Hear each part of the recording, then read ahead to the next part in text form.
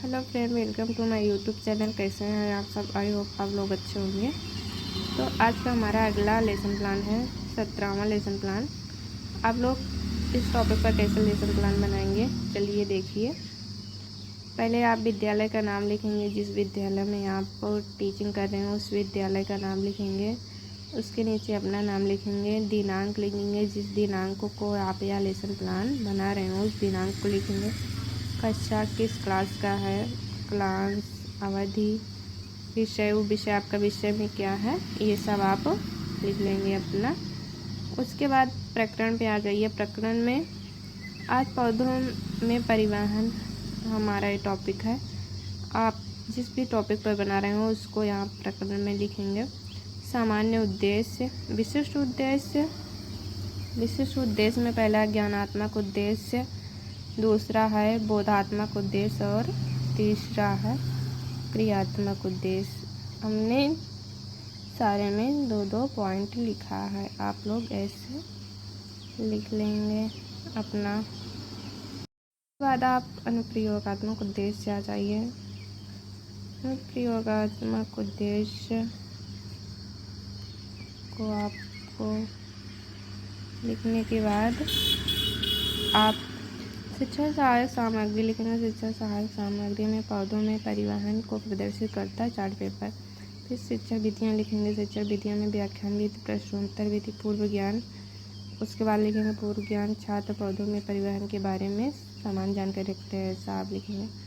उसके बाद आप प्रस्तावना प्रश्न बनाएंगे। प्रस्तावना प्रश्न में पहले आप 3 कॉलम बनाएंगे। क्रमशः छात्र, अध्यापिका या छात्राध्यापक, कथन, छात्र कथन। पहला प्रश्न है, पृथ्वी का सबसे जागरूक प्राणी कौन है? छात्र आंसर देंगे मनुष्य।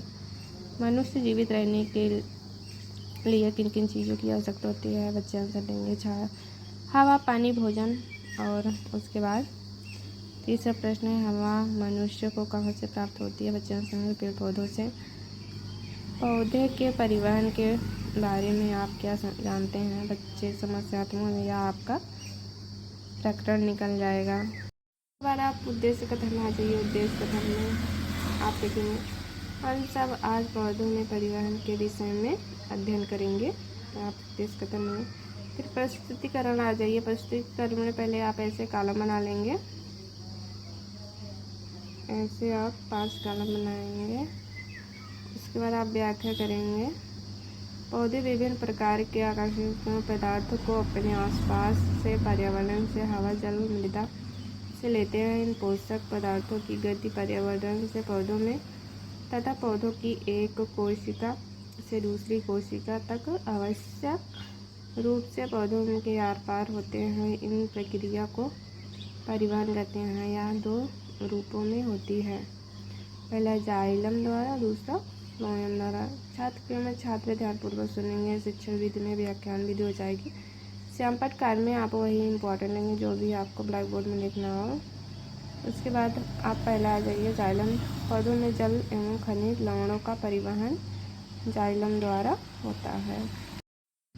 उसके बाद फ्लोएम द्वारा। फ्लोएम द्वारा पत्तियों में बने कार्बनिक भोज्य पदार्थ का परिवहन फ्लोएम द्वारा होता है। उसके बाद आप बच्चों से बहुत प्रश्न पूछेंगे। एक व्याख्या करने के बाद हमारा प्रश्न है, पौधों में विभिन्न अकार्बनिक पदार्थ के लवण कहाँ से लिया जाता है? जब आंसर देंगे हवा, जल तथा मृदा से। दूसरा प्रश्न है, पौधों में परिवहन किन रूपों में होता है? बच्चे आंसर देंगे जाइलम तथा फ्लोएम द्वारा। शिक्षण विधि में प्रश्नोत्तर विधि हो जाएगी। अगला आप व्याख्या करेंगे बच्चों को। विसरण की प्रक्रिया गैस एवं ठोस पदार्थों के अणुओं एवं आयनों का अपने अधिक सांद्रण क्षेत्र से एवं कम सांद्रण क्षेत्र में जाने की क्रिया है। विसरण की क्रिया में अधिक ऊर्जा की आवश्यकता नहीं होती है। यह प्रक्रिया में प्रकाश संश्लेषण की प्रक्रिया में महत्वपूर्ण भूमिका निभाती है। आप बच्चों से को फिर से व्याख्या करेंगे। आप ऐसे फिगर बना देंगे पौधों में परिवहन संबंधी का, ऐसे फाइल में चिपका देंगे। आप यह चार्ट में भी बना के ले जा सकते हैं, क्योंकि बच्चों को पढ़ाने में आसानी होगी आपको वहाँ पर। उसके बाद आप यहाँ कार्बन डाइऑक्साइड स्टोमा से पत्तियाँ में मिश्रित होती है। उसके बाद बच्चों से बोधात्मक प्रश्न पूछेंगे। पौधों में गैसों का परिवहन किसके द्वारा होता है? बच्चे बताएंगे विषम के द्वारा होता है।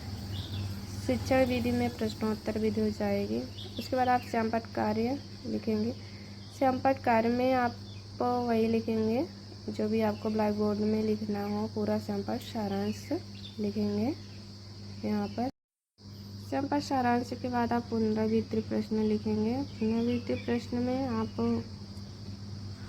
जो भी पुनरावृत्ति प्रश्न बच्चों से पूछना हो वही लिखेंगे। हमारा प्रश्न है पहला, जाइलम व फ्लोएम के कार्य क्या है? दूसरा प्रश्न है पौधों में परिवहन के कौन कौन से माध्यम है? तीसरा प्रश्न है विषमन की प्रक्रिया किसे कहते हैं? इसके बाद निरीक्षण कार्य करेंगे। निरीक्षण कार्य के बाद आप बच्चों को गृह कार्य देंगे। गृह कार्य में हमारा प्रश्न है पौधों में परिवहन कैसे होता है?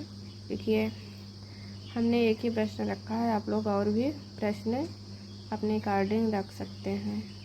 हमारा यह लेसन प्लान कैसा लगा आप लोग कमेंट में ज़रूर बताएं और हमारे चैनल को लाइक शेयर और सब्सक्राइब ज़रूर करें।